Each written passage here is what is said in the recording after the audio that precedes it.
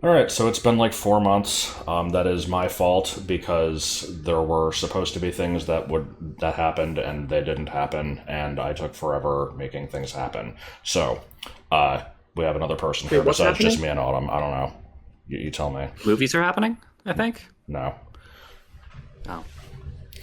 It could So, be. I don't think you've ever actually been in any videos of mine. I don't Yeah. think so. I had you do some like guest clips for my No More Heroes thing, but I don't think we ever went the other way. Right. So I guess you should tell people who you are. Hi, I'm Jake or Datai, depending on your level of familiarity with me. I'm a basically retired video game YouTuber person. I do kind of annual favorite game lists and then occasionally other videos if I feel like it. But I used to do challenge runs of various games, Pokemon solo runs, Zelda, Metroid, a lot of Nintendo stuff. And then real life happened and I stopped. Yeah, Yeah. real life never happened to me, which is Many I, such I cases. would say unfortunate, but I'm still trucking along with my 3 viewers. So, Yeah. Of which two of but them are me, and one yes, of them is you know, paranoid commenters. Anyway, right. I was about to say that there's a few people I could call out here, but no, I don't remember exactly how I found you. Like, I was back during like the very first solo run, the Starsky Pearl thing. And I kept up with most of it, unless it was a game that I just had no interest in. Like, was it like Spectrobes? Spectrobe's Origins, which was surprisingly popular given I had never heard of it before we bought that game. But yeah, good times. I did the weird tribute to the old shitty video quality in my platinum run. Um, Right, that movie, that I video love that ruled. video.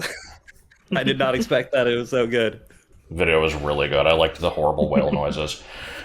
Um, but anyway, yeah, we're doing Up. It's I think we're probably still doing one more Pixar movie after this, and then we'll switch to doing different stuff for a while. But we wanted to do this one with a couple guests, and then one of them ended up not being available. But we've got Jake here. Hi. And did you say this was like your favorite, or just one of your favorite movies? Or When this movie came out, I loved it to an annoying degree. I'm sure everyone around me hated me talking about how much I loved this movie. I was like, this should win Best Picture at the Oscars. I don't even remember if it was in contention at the time. I loved it to death, and I still think it's a very good movie, but I think less zealous on it. Uh, I would need to rewatch some other Pixar's, like I would need to rewatch Toy Story 3. I would need to rewatch Wall-E to know if it's absolutely my favorite, but it certainly really hit hard when it came out. this is It's coming out of interesting too nowhere. because Am I correct in remembering you didn't like Toy Story 2? I think I made a comment about Toy Story 2 to that effect, having not seen it in like a decade or something. Okay, Truly, at this point in time, I have no opinion on Toy Story 2. fair enough. that's fair. Um, I feel I like was I gonna say, have. You go ahead. well, I was gonna start talking about the movie, but if you have more like meta comments to make, then Not really. I mean, maybe later. it's interesting to me. I think this movie is well regarded generally, Mhm. but the discourse around this is like so disproportionately focused around just the intro part. Right. You Because don't the really intro get the is a full banger, let's context. be clear. It's a really good intro. Mm, But I think much like Wall-E, right? Everyone talks about the first that's third or true. half of that movie.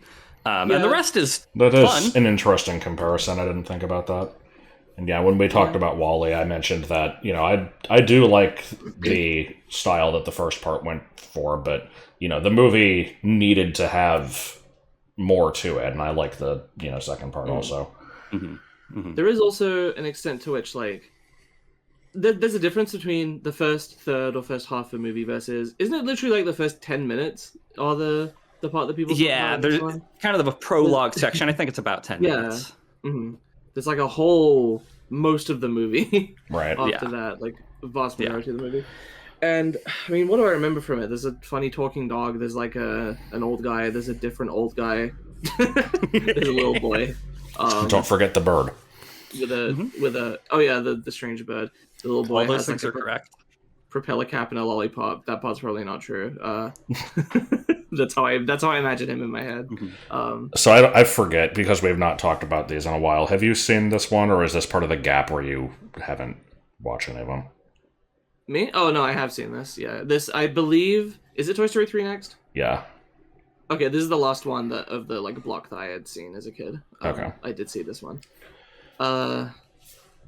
Yeah, I don't even remember really what the plot is beyond the guy has the balloons on his house because he wants to go away because he's sad about his wife being dead, and then the boy comes along, and then they just kind of have an adventure, and then there is a different old guy who wants to like hunt the rare bird or something, and they try to stop him, so he tries to kill them. I think that's basically it. That's probably basically it. Yeah. There's there's a little missing character motivation there, but yeah.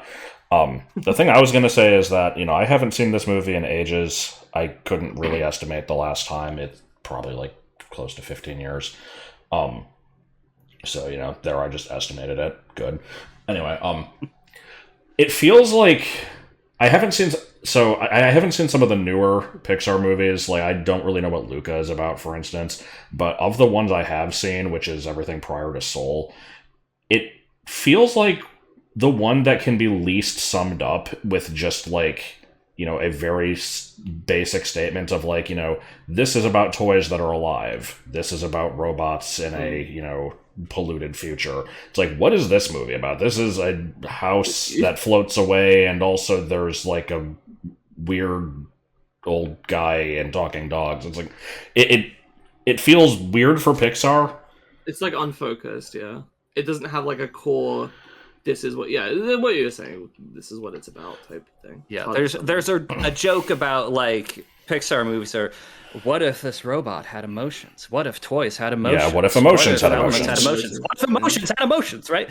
And Up is not one of those. I mean, there's the talking dog part, obviously, but that it is not one of those. Yeah, I guess I don't know anything about the like history behind this one being made. I know that there was like 4 different movies that got pitched like at the same time. I think we might be past all of those already. Do we know anything about like, I don't know who directed this one. Like, if they had like a particular reason for wanting to make this. I don't know, let's check it out. Yeah, I remember it might have been a trailer, a teaser for WALL-E or whatever. I think WALL-E was the last of that initial batch of pitches. Yeah, I think it was WALL-E, Ratatouille, Incredibles, Monsters. Oh, I think Nemo was in there. Actually, I don't remember. It was just 4 of, So the same director did Monsters, Up, Inside Out, and Soul. All right. Yeah, I don't know much about Soul, but bit of a disparity there, I would say. But anyway, my comment about it aside, like, I do still remember enjoying the movie. I look forward to seeing it again and, actually seeing what the hell it's about, because I barely remember. Yeah. Let's see. It was conceived in 2004. Just kind of an idea he had, I guess. He wanted to... I'm gonna paraphrase here. They wanted an old man protagonist because it would be funny.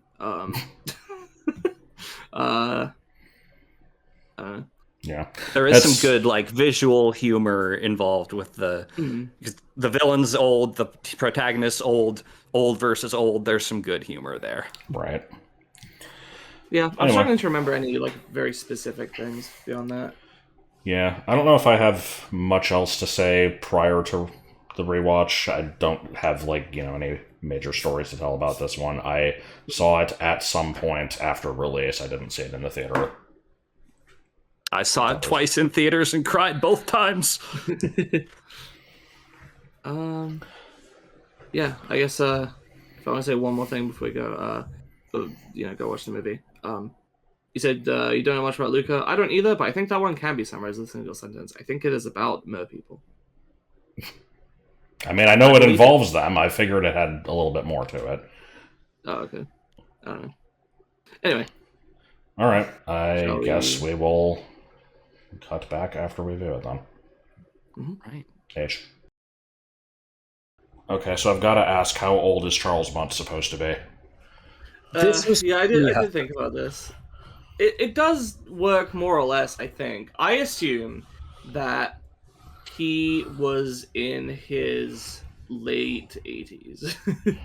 Yeah, because I'm guessing at the beginning of the movie when Carl's watching the thing and, you know, he's, what, like 10? Like, Charles has got to be, like, just 25. 20s. Yeah. Yeah. 25. So I guess, yeah, it could be like, you know, Carl's in his Mid-80s. 70s, but, like, damn. Yeah. Well, he's living well. He has an army of dogs to help him with his every need. He's fine. It's fine. Yeah. I don't know where he's getting all that fucking meat from, but... Yeah, where is the fine wine coming from? Does he have a dog breeding operation? There's a lot of logistical questions. I figured he has to be having a dog breeding operation. The wine is questionable. It's obvious that we've seen that the dogs can fly planes. So hear me out. The dogs have like human suits that they get into, and then, you know, just fly to the nearest civilization, buy stuff because they can talk, and then they fly back. With what money? I don't know, random gold coins that he finds. I'm sure, you know, the South American equivalent of Walmart will accept those. So yeah, this is a very weird movie. I enjoyed it, but weird movie. Yeah, I agree with that. It raises many questions. We start off with this grounded story of a man, growing old with his wife and having this very, you know, sad sequence of real life coming for us all. And then we go fucking wild. Right. Yeah, so I don't know what there really is to say about the intro that hasn't been said. This actually, you know, of all the Pixar movies that we've watched, you know, obviously I didn't cry in, like, Cars, but I also didn't in this one, and I feel like, you know, everyone thinks that this is, like, you know, this massive tearjerker. It didn't do that for me, but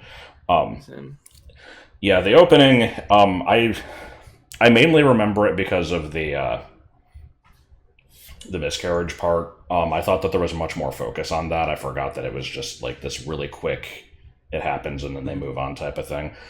But yeah, to me, the saddest part of that is just showing, like, you know, they had all these plans and just none of them happened. And it's just, you know, life gets in the way. You don't get to accomplish all your goals. I mean, you know, I guess it's something that, you know, the movie was kind of leading up to anyway, and maybe I was also just remembering it for the first time. Probably not, but, you know, like what I was thinking when it showed that whole sequence was, I was like, you know, he still had all these great memories with her. They got to spend their lives together, even if it wasn't exactly what they wanted. Yeah, they didn't do anything super exciting, but they had each other. Yeah, and that's Russell's line when he's talking about the ice cream and the counting cars, right? Is that it might sound boring, but those are the moments he remembers the most. Mm-hmm. Yeah. That's a good callback. I didn't think about that. It's good and poignant. Yeah. I also actually didn't think about that. I think I'm a little rusty on my film viewing. Yeah, no, it's good. It is funny to me how quickly Charles Muntz has his like turn. He's barely in the movie, and the vast majority of it is, you know. Yeah, he goes villain mode like a minute after showing up. Look, we got to keep this a tight 90 minutes for the kids. They have to sit through a bunch of old people at the beginning. Right. Yeah. I mean, I think it works fine. It's interesting. Yeah. It's like, I would have been interested to see more of. I mean, I guess, you know, given that Charles Muntz didn't fucking come back for ages, we can presume that to an extent the guy himself was not ever really didn't continue to be like this thing that this person that Carl and Ellie thought about all that much afterwards, more so than the Probably idea not. of the adventure they wanted to take. He was like more of an inspiration. Mhm. I'm guessing he also I- fell into obscurity for most people. Obviously Probably, Russell didn't yeah. know him because he's a kid, but like, the guy disappeared 60 years ago. Like, Yeah. no one's gonna just remember this random explorer. I mean, it's not like he was historically significant at the time, right? I mean, really, this whole like adventuring thing was kind of just like like Colin Ellie's special interest. I interpreted it as like they were both kind of, Yeah, they just kind of geeked out on the idea of yeah. exploring and finding new stuff, and Especially Carl being like barely talking as a kid, that struck me as very like, I don't know, maybe autism or something. He seems a bit more like typical, I guess, of just like an ordinary old person when he's a bit older, but I don't know. yeah, I wonder why they did decide to go with him being like basically silent at the beginning. I think partly it's it to show provides how special Ellie is for. Yeah, it's a strong contrast with Ellie. It helps us understand why he falls in love with her. Yes. Yeah. Just the opposites attract, I guess. Opposites attract, and it also means that she's the one who's going to be really sticking in our memory for that particular sequence. Fair. That's a good point. Yeah. He kind of fades into the background because he gets to have his focus later. Like she's more. Yeah. Okay. Yeah, because we only get her for that intro, so I'd have to have a lasting impression. Yeah. And also, I figure, a lot of people that are quiet like that, they want to be more involved. They want, I mean, as human beings, we crave social connection, right? But for whatever reason, he had some kind of barrier that held him back from being too expressive or approachable with people, whatever. And she obviously brought him out of his shell and was very just good for him in that way.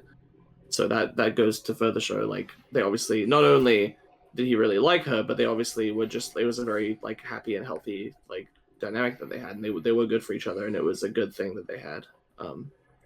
Yeah, we saw in that montage, right? Like, he would be, casual, uncomfortable interacting with the kids at his balloon stall, right? Yeah. And it is when he loses her that he then retreats back in. Mm-hmm. Right. Yes. Yeah. Yeah, so, the other thing, there's tons of things I'll probably want to bring up, but we were joking about this towards the end, is just the massive shift from at the beginning. He has to ride the little, like, chair down the stairs. Like, the dude can barely walk, and at the end he's, like, climbing up the side of a blimp. And the thing there is character growth. It is. I think that is just a tone thing. I don't know. Yeah, I'm trying to think, like, because I'm not complaining about it. Like, it's fine, but it's silly. It is a silly movie. It is funny because we kind of get the moment where it's like, Russell can't climb up the hose earlier on, when he's like climbing on top of Carl's head and stuff, and at the end he like still can't do it until he sees that they're in trouble, and then he does it, and it's like, okay, through when he has enough motivation he can do it. And the same could probably be said about Carl. We just kind of never see that happen. It's just, shit's going down. Go. Right. There's, I think, a lot of good kind of setups and payoffs throughout the movie. There's the Russell climbing the hose, as you mentioned. There's when they're in that first storm on their way to South America, Carl's running around trying to save all the objects in his house, and then later discards them to save. Yeah. Exactly. Yeah, I do love how he, sets up the two chairs specifically, though. Everything else gets tossed out, but... Right. Yeah.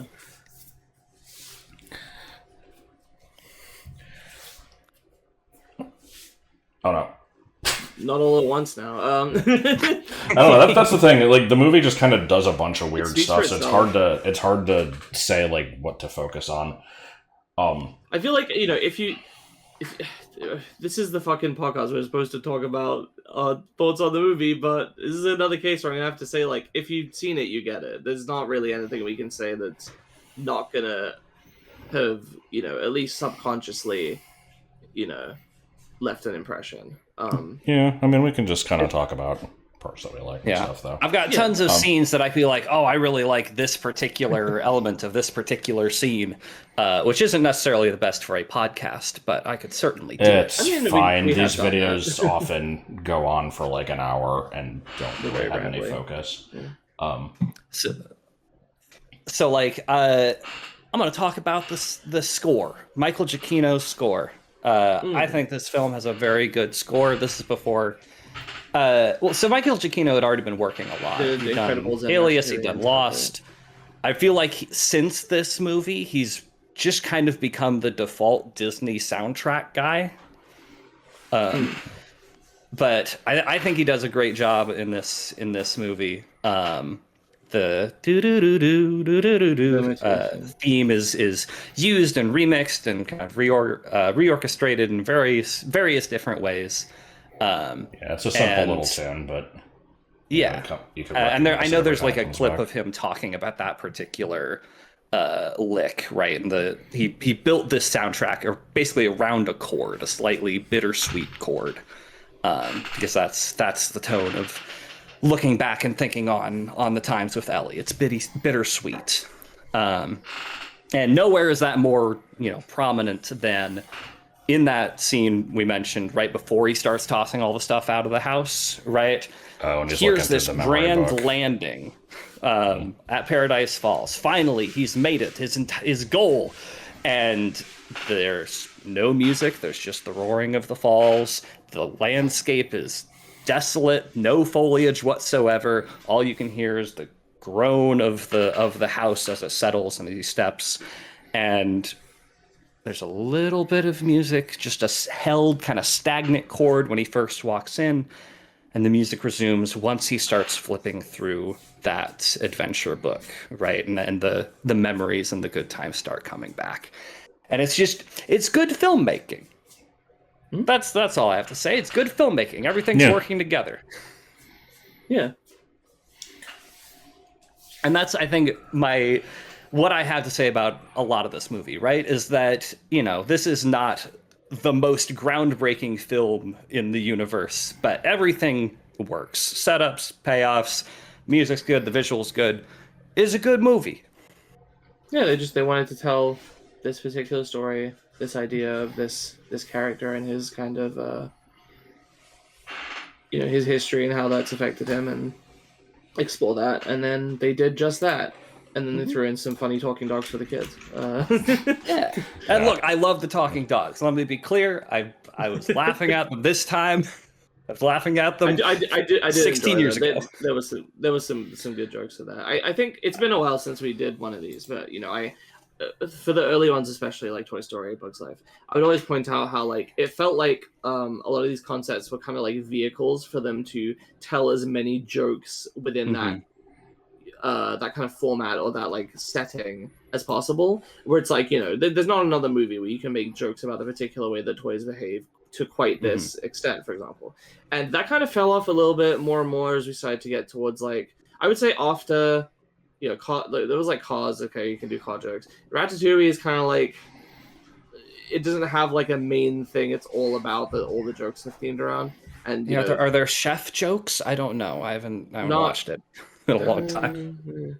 It's kind of just, it doesn't have like a theme. This one didn't really either, other than it's kind of like a tertiary element, it's like this movie has the element of there are a bunch of talking dogs and they do a bunch of jokes with that, but it's not like the focus. Yeah, it's never it's not the focus of the movie, but they do bring them, like, they hit all the obvious notes with it, but they're never bad. They cover all the kind of material. They make the most of the material, I guess I would say.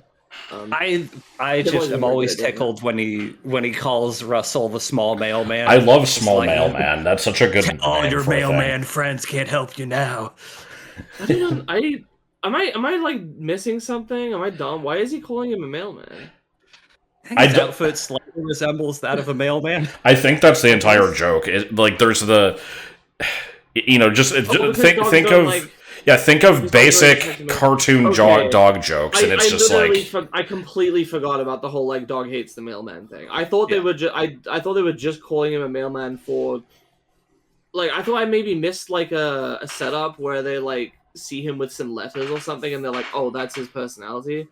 No, okay, no, never mind. It's just because Yeah, he's in their it's way. completely arbitrary, and he is wearing a uniform of some description. So therefore, Yeah. And they're Okay, colorblind, makes so sense. they don't know it's yellow instead of blue or whatever male men wear. but yeah, Other it's- good dog joke, all the dog fighters, one dog fighter, very funny. Oh my Two, the God. fact they're gray 1, gray 2, gray 3. Stupid, I like it. Right, because yeah. God, I love the dog playing poker bit. That's so Oh, good. Yeah. That made me laugh. It's incredibly lowbrow humor, but I do enjoy the squirrel distractions and Yeah. just Doug's overall like I just met you and I love you personality. I'm not even a dog person, but you kind of gotta love that. Yeah, I've never had dogs, and I used to be kind of not afraid, but like uneasy around them. I've gotten more used to that, but yeah, definitely I was very charmed by the personality and just the inherent comedic timing of like animals are funny, right? Like in real life, animals are funny, and they demonstrated that well here, and with an appropriate amount of comedic exaggeration. Speaking of which, birds are funny. Birds are freaking weird. Birds are also funny. Like the way that that just their giant blank stares. Like Kevin got that down perfectly. There was a bit where she did like this really weird like body twist while the head remained completely stationary. I love that. Yes. Yeah, you made a comparison to Looney Tunes, and I think that's very accurate. This bird often does not move like a bird moves. They move like a It's just cartoon. like a bird. Yeah. I like how we never actually learn, what the name of the species is either. It's just It's a snake. weird South American bird. I mean, it's undiscovered, right? Like, it would only get a name. Yeah, I if it suppose. was- I will mention, by the Yeah. way, I when I went through Pokemon Violet, I named my Flamigo Kevin, and it was a female. I felt it was very fitting. Yeah. God, though, like, the whole fucking thing with him looking for the bird for so long and not finding it, and then Russell just kind of finds it immediately. Like, obviously, it's like, it's for the purposes of the story, and it's also kind of like a funny contrast, at least until he gets murderous about it. But I also wonder, like, if there's supposed to be like a deeper theme there about like, I mean, obviously he's looking out for it for the wrong intentions. I'm not really sure. He is hung up on this quest that he has, right? In the same way that Carl is hung up on this adventure that he never had. Yeah, And Carl's arc is about letting go. He can't let go of the goal that he wanted instead of And I guess by contrast, Charles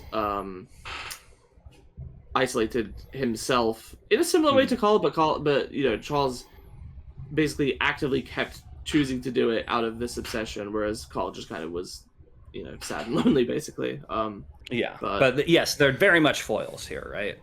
Yeah. I guess a contrast there, though, is, Charles has been doing this for God knows how long, 50, 60 years. Carl was already old when Ellie died, so we don't actually know how long it's been since the end of that starting montage and, the start of the movie proper. This is what loneliness does to a person, right? It turns them into the villain. Right, yeah. Here's me I mean, he is literally surrounded by intelligent life, but they're all weird and kind of biologically sycophantic, right? Yeah. So it's not an equal relationship there. Yeah. It's a literal. It's a master and creature relationship. While I'm thinking about it, I was just gonna say, I don't know if there was a part where I just kind of missed something. The bit where he sets the house on fire and then steals Kevin and fucks off, and Russell is really mad at Carl for that. I didn't actually notice. Was it just because Carl went to deal with the house instead of going for Kevin? Yeah, Carl chose the house over Kevin, right? He drops the knife that he was using to cut the net. Even though he promised. Okay. I will note, when he promises to Russell and says to cross his heart. I don't think he did it. He didn't do it. I was looking for it. He didn't do it. Yeah. In which part? They're going to sleep, and Russell's like, "Promise you'll you'll help look after the bird." He's like, "I promise." He's like, "Cross your heart," and then he kind of hesitates and he says, "Cross my heart," but he doesn't do the motion thing that he would do in Ellie. Oh, huh. Yeah. I didn't notice that. It's like his heart wasn't in there or something. I'm still kind of hung up on Charles Muntz. Like, I think we basically got the read on his character more or less, but I'm still, there's still a part of me that's curious. Like, why is he like that? I mean, why was he? I feel like it's basically just, he was respected, and then Paul's loneliness was out of circumstance. The way I see it is, it's just like I said, he was respected, and then found to be a fraud or whatever, which already kind of says something about him, that he's willing to just kind of fabricate stuff for the fame. That's the thing, though, is like they said that find a genuine skeleton. Yeah, they said that he made the fake skeleton, but the bird is real. So I don't know what the story there is, but either way, he's just like, I want to clear my name. I'm gonna go find this thing, and you would think after a couple years he would probably realize, like, this is not going anywhere, but he's doing it for ages. The dude's going insane. Well, you know what they say, fucking 95% of fucking colonial explorers give up before they find the snipe. That's true. You just got it. Just one more month, you'll totally find it. There's just that one meme image digging for diamonds. Exactly. Yeah. But yeah, I guess I don't know if I'm like overanalyzing here, but I guess I could think of it as, because the problem is, you say that he was well respected. Maybe I wasn't watching that part properly. I thought that kind of he always had something to prove, and he was never really like that much of a big shot aside from. Well, I mean, interested in him, but he was obviously big enough for them to make that little film reel of him, but. Yeah, but that was like after he already left and was like kind of considered disgraced and stuff. I don't know. It felt like a propaganda piece. Yeah, more of like a documentary on like this weird eccentric and like get a load of this guy, Mm-hmm. I don't know. Yeah. I'd have to see that part again. I thought that it was I thought it was presented in a way of basically just like, behold the wonders of the wild, all these, amazing things that we've found, and here's the person who found them, and then this happened. But I guess if anything, it kind of like loses the point a bit there, because it's just like, it starts out all great, and then it's just like, then this happened. Yeah, my read of it, watching it, was that this was the narrator was very much on Muntz's side there. It was trying to like, oh no, travesty, something as terrible has happened to his reputation, and now he must go and find the snipe. Right? Yeah.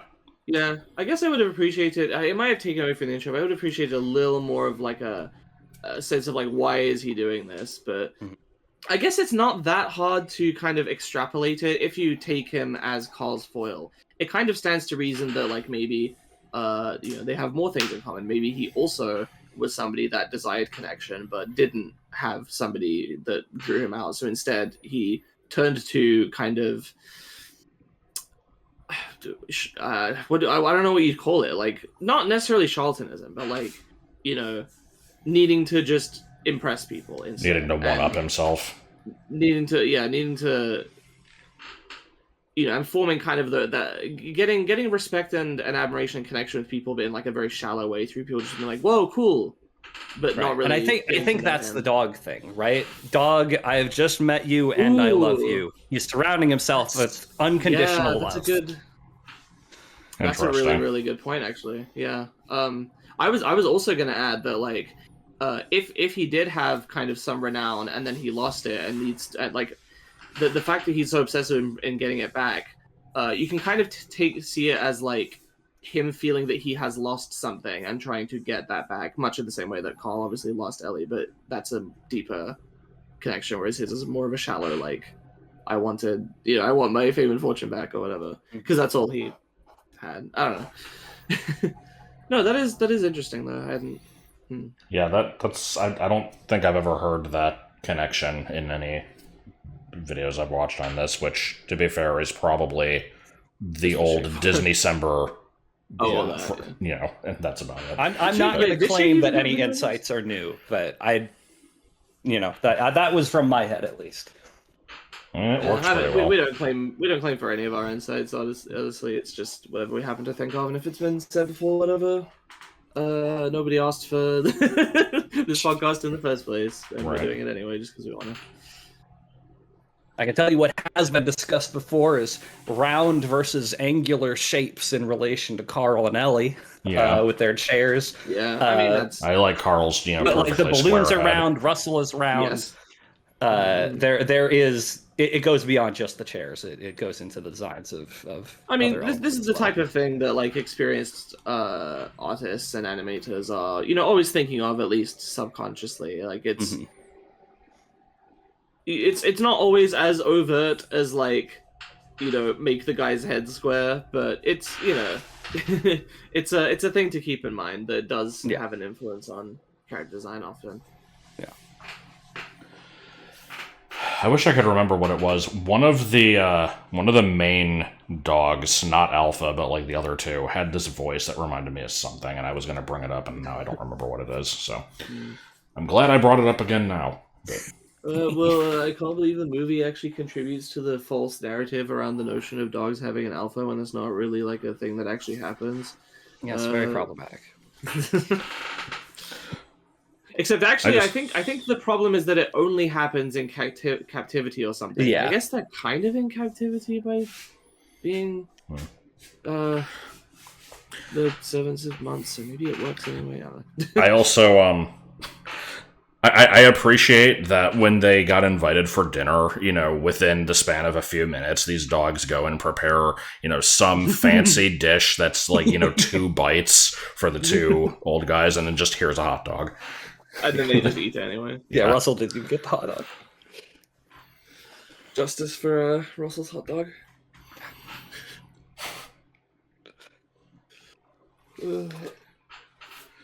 So, Star Wars. Oh yeah, we pointed that out when we were in the credits. It shows a shot of Carl and Russell going to the cinema to watch Star Wars. Yeah, it just says Star Wars. 2009. What movie? Because Revenge of the Sith was 2000. Revenge of the Sith was 05. Yeah, 05, and then the sequel trilogy wasn't until 2017. 2015. I believe that would. That's right. 2015 was yeah. I believe so. This was even before. This was before the Disney buyout of Lucasfilm, but I believe I saw the credits they used like Skywalker sound or something like that. Yeah, It was weird that they did that specific shout out to Star Wars. I'm wondering why they did it. And if I had to, like, I don't know if the movie has anything that points it to a specific year. Like I didn't like look closely at any newspapers or anything, but Russell has a GPS that's not on like a smartphone, so I'm guessing it was like they did a like re-release of Episode 4 in theaters like before Phantom Menace came out. It could have been like that. I don't know. So here's my tortured connection that I do believe in, but is kind of a stretch. Which is that the Star Wars movies were inspired in part by those old adventure serials, Flash Gordon, etc., that George Lucas saw in the cinema, in much the same format that Carl would have watched this newsreel about months. Yeah, and the movie has that, adventure serial feel to it also. Yeah. It's got the dog fighting again, like the like the film reels and like Star Wars. Mm-hmm. There was also a badge with an atomic explosion on it. Yeah, there was a nuclear like radioactive warning badge. There was a nuke badge. Shout outs, by the way, in that final scene. Shout outs to the people getting badges for extreme mountaineering lore and wild animal defensive arts. Those are so good. I'm imagining that's just like, karate chopping a panther in the fucking throat or something to get away. So, did Russell have every badge possible except for assisting the elderly, or is it just you need a certain number of badges and there's like 1,000 of them and you only need 100? I interpreted it as the former, to be honest, but... So that means that he did the, atomic challenge. No atomic. What's up? This is Russell. This is my YouTube channel. I'm doing the atomic challenge. What do you think he grows up to do? Mailman. That'd be good. This sad old man. Oh no. No, I don't know. Yeah, it's... So what do we know about his home life? Because at first he's like, I've never been camping, never outside at least, which sounds like, he did like fake camping just in like the living room or something. And then he's like, my dad isn't interested in that stuff. But then later he mentioned that like his dad is into that stuff. I maybe I missed something there. So my best I can put together is parents are divorced, right? And lives primarily with his mom. And Russell, as you may have noticed, is a lot. And so his mom loves him, but also needs to play the let's see who can be quiet the longest game. And he wants to have this relationship with his father. And so he calls sometimes, but his stepmother, Phyllis, or whatever that would be, right, also finds him to be a lot. And his dad is busy. And so he doesn't have that as much of a relationship with his dad as much as he would like. I see. And so the stuff with like the ice cream and counting the cars was probably before the divorce. Yeah. And so I appreciate this is one of the tricks of storytelling that is on Pixar's list of storytelling tricks that you can read in a newspaper somewhere, is this idea of letting the audience put two and two together themselves, right? Give them all the clues, but don't explicitly state what the exact deal is. And I think Russell's kind of story is a good example of that. Yeah. I mean, kids aren't stupid, and you don't necessarily need to fully get every detail to, kind of follow the shape of the arc anyway, and to understand who he is as a character. But it's one of those things that, it's simple, and it's, fairly obvious to, any older viewers. But I guess, you can see it as the type of thing where, a kid rewatching the movie on DVD or whatever, can notice this stuff on rewatches, and they feel smart, and it's like a rewarding experience for the kid to watch it again. Yeah, and Pixar at its best is good at this, right? They have the colorful, action-packed adventure for the little kids, and they have these deeper layers for the parents watching. Mm-hmm. Okay, well, what does this do for me as somebody who is a stickler for details who don't matter and has no sense of wonder? I want to know how many balloons it takes to, pull a house out of its foundation. I've got a video I'm sure for you. There's got to have been countless people that tried to figure this out. Yeah. Am I allowed to plug other YouTube channels that I have nothing to do with? Yeah. YouTube channel On Structures does structural engineering analysis of a lot of fictional buildings. Sorry, and he is did it called a movie about YouTube channel On Structures? Yes, look, I don't understand anything he's talking about, but I love it. Good, that's a good name. It's so he did a video about it. It's about as laconic as Unsolicited movie talk. Yes. Is that even what this podcast is called? I don't friggin' remember anymore. I think so. I think we had several discarded names. We should just randomly change it to one of those. That'll boost it in the SEO. Yeah. Yeah.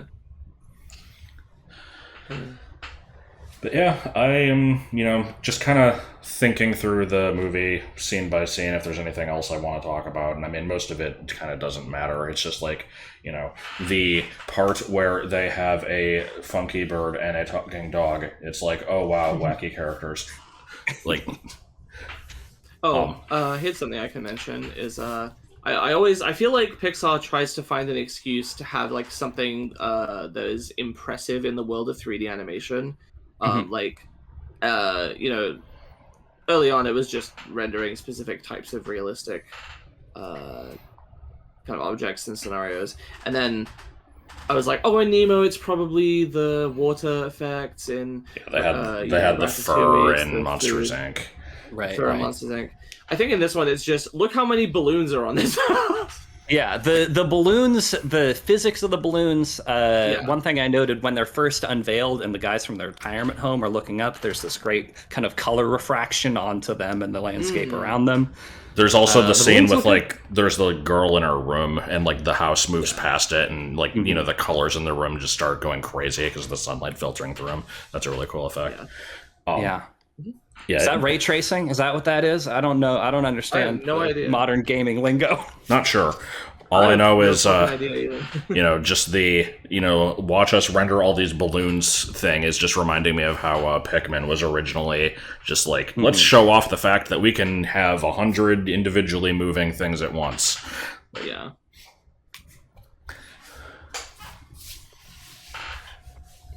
So how about that title? I feel like this is the movie when, as a kid, I noticed that a lot of movies started just having single word, very basic, here's what the film is titles.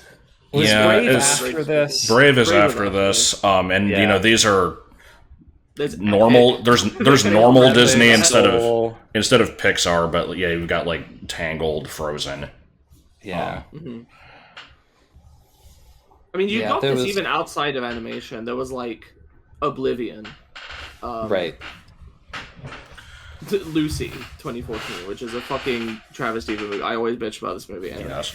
What's that meme of like the two different types of names for Steam games? Oh yeah. Hang on. Shit. While you're looking that up, I will mention I enjoy that Carl is voiced by Ed Asner, who also did Cosgrove from Freakazoid. Cosgrove is fucking great. Oh, is that the cop? Yeah. Yeah. I have not watched Freakazoid in a long time, but he was probably the best part of the show. You know what was funny? Was I was trying to figure out who it was, because I'm like, this guy sounds familiar. And I'm like, I was unsure. I'm like, I don't think this is J.K. Simmons, but he's like a similar kind of guy. And what's funny is, no, it's not J.K. Simmons, obviously. But this guy did also at one point voice J. Jonah Jameson, so that's fun. He has the voice for it, for sure. Yeah. Because I first heard it, I'm like, Ford Pines? Cave Johnson? No. Yeah. Okay, I found the post for the record. We're just talking about shit now. Yeah. The post is, I'll link it as well to these guys. I'll read it for the benefit of the viewers. Who is the guy who said every indie game is named either Empoisoned or Swomble's Big Jumble? I swear this is a real thing someone said. And the example image, they have the Steam categories where under Empoisoned they have Antichamber, Balatro, Pseudo Regalia, Ultra Kill, and Wobble Dogs. And then under Swomble's Big Jumble they have The Binding of Isaac Rebirth, Orbo's Odyssey, Patrick's Parabox, The Gnorp Apologue, and Will You Snail? Shout out to also, parentheses the Gnorp Apologue. Yeah. There's also a great Calvin and Hobbes edit here. I fucking love this format. The one where Calvin's dad is like, believe it or not, this is actually in this category. And then you can sort everything into these two categories. Calvin's laying awake at night. There's a game that I've been, I don't know if I've ever actually mentioned it in a video or anything, but I've been claiming to want to play it for a year and still never downloaded it. Just Mini Shoot Adventures. And there's an apostrophe after Mini Shoot for some reason. I don't know why. That one, I believe, fits into the Swomble's Big Jumble category. Yes. Yep. God. So yeah, this is an Empoisoned movie. Yes. Yeah. I feel like there were a lot of Empoisoned movies at the time.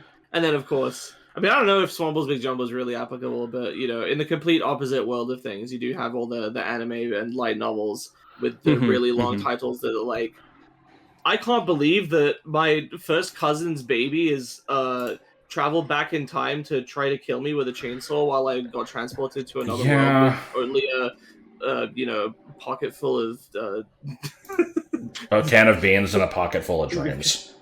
yeah. Starting a new life in South America with a talking dog. With a talking dog and some fucking ADD kid. Why are they entitled like that? Is it just, that's the cool thing to do now? I think it's basically just a trend, yeah. Like one or two did it and they were popular, and so it was like, okay, well, we got to get in on that and remind people of that. Shrug. I mean, I think it's the same thing with the short titles. People were like, "Oh, there's all these big, cool movies coming out." Like having a short one-word title makes it feel like important and like what's the word I'm looking for? Not poignant. Like it has something to say. What's the fuck? What word? Yeah, I mean, it puts all the focus and emphasis and weight on that single term. We thought about this word very carefully. Yeah. So this is the part where I now have to ask, when I upload this and have the alternate thumbnail, do I do a loss edit? Oh no! Oh, God. Oh dear. I'm gonna say probably not, but I had to at least mention it. Profound. It makes Profound. it seem like it's going to be profound.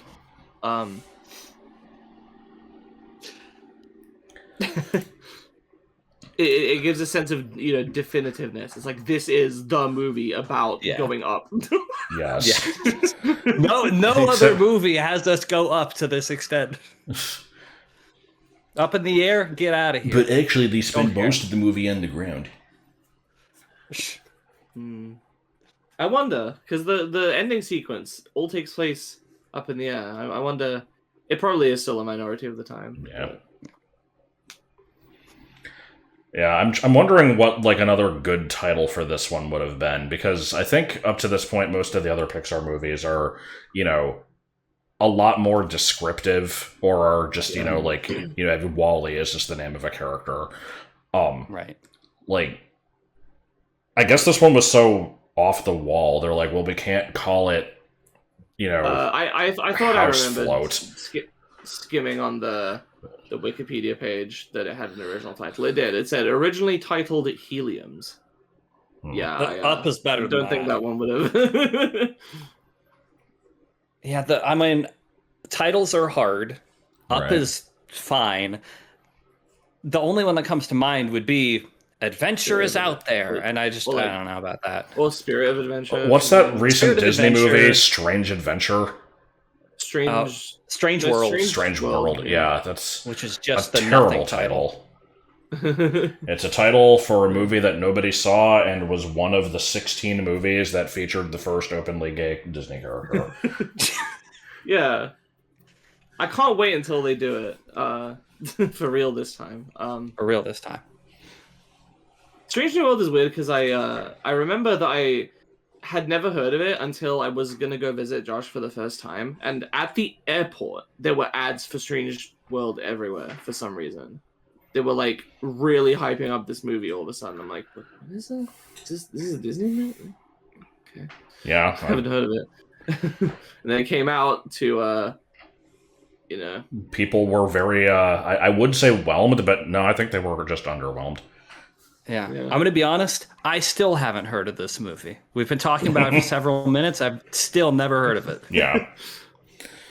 I think it's just family what goes on adventure, and there's aliens, maybe. What do you call it? What do you call it? Like fucking generational trauma or whatever, because that's the hot new thing.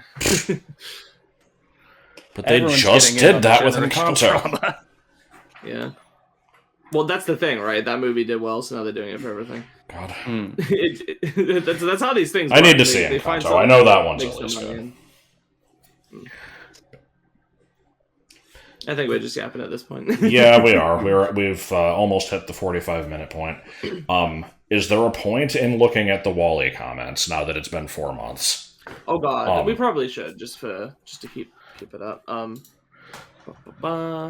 Not to say that there'll necessarily be anything too interesting there, but I'll have a look. Yeah. I will be the judge of it. I am the arbiter of which comments we respond to. And so, I guess just to reiterate then, I believe the plan is still Toy Story 3, and then after that, I want to say in the last video I said that, like, I'm, just kind of forcing us to do Prince of Egypt, but, I mean, we could also do something else. I don't know. We'll see. I'd like to do that. Let's see. I've not seen Tolstoy Story 3 in a good time. What's funny here is that there's two different comments talking about like Pixar having a turning point, but they're pinpointing different things. One of them is like, is it just me or is Ratatouille feel like a turning point for Pixar? And the other one's like, everything up to Toy Story 3 felt like a thing, and then it kind of like it felt like there was a turning point after that. I'm just gonna go out and say it. I'm just gonna come out and say it. It's just based on your own age. It's just your own life experiences are gonna color what feels like old and new to you. Well, it's like how the best Zelda game is the one that you played when you were 16, and the best Pokemon game is the one you played when you were 10. Except that's not true for me, because I would say Gen 5 is best, but whatever. Your taste in music is defined by like either a continuation of or a intentional subversion of whatever you liked when you were 14. Like that's I mean it's obviously an oversimplification, but it's No, Crush 40 and The Pillows are still the two greatest bands of all time. Yo, The Pillows! I fucking love Fooly Cooly. They're so good. I never watched the new Fooly Coolies, but I listened to the music. I didn't. I heard they were bad. I heard they were bad. I just like the original. Yeah, I like the original Fooly Cooly. I gotta rewatch that shit. Man, I've not actually heard The Pillows other stuff. I just like that soundtrack. Ever since Elio, Pixar totally fell off. Like you're gonna find people who are like, like we have a demographic. You said what's Elio? Well, I mean, what is Elio? But also, when was Elio? It's their most recent movie. That was the joke. Okay. Well, no, earlier this year. It's some movie about aliens. Okay. I think it was not particularly well received. I also remember there being some controversy because, like, they've been doing a lot of sequels, and they're like, when are you going to do an original movie? And then they did this, and it didn't do well. And then someone at Pixar is just like, well, here you go. We did an original movie and it didn't do well, so you're to blame. And people are like, you can't say that. I don't know. I mean, I'm getting deja vu. Did this not happen with Elemental as well? Probably. They were like, look, an original movie, and then no one watched it, and they're like, see? And people were like... With that one, people were even bitching beforehand because they're like, look at how basic this looks. And I heard it was actually still pretty good, but I don't know. Whatever. Shrug. But yeah, so... I can't say what specific reason it is, but I'm pretty sure I even have my own feeling. I also feel like between Toy Story 3 and what was after that? Was it Brave after that? I think it was Cars 2. Cars 2. Oh, Cars 2. Okay. Either slightly before or after Cars 2 feels like around the time. Yeah, I mean, but that's the thing. Entirely subjective, and it's... That is my experience as well. Cars 2 is like the weird outlier, but then, Brave is also still not like very much, so yeah, one of those two is kind of like... around the point when they kind of changed a bit, but who the hell cares? Someone else here is like, oh, Ratatouille feels like the turning point to me. I can't say that wrong. That's just their experience of how they perceive it. It's there's no objective truth to it. Anyway, just in general positive comments about the movie and stuff. Wally holds up. Is that the verdict? Hold up? Yeah. It was good. We really liked it. Yeah, that is, I said before that was my favorite movie, and I believe the conclusion I came to is it probably still is, because I can't think of anything that would have replaced it, but... Mm-hmm.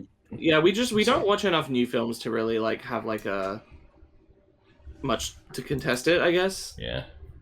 I say we. I'm applying this to my own favorite movie as well, which is only quote-unquote my favorite. I haven't seen it in ages, but... it was my favorite at the time, and then I haven't seen anything since that made me feel like I like it more. So I mean, I think the newest movie I've seen was the Mario movie, which was like 2 years ago at this point. So yeah, I never see new movies.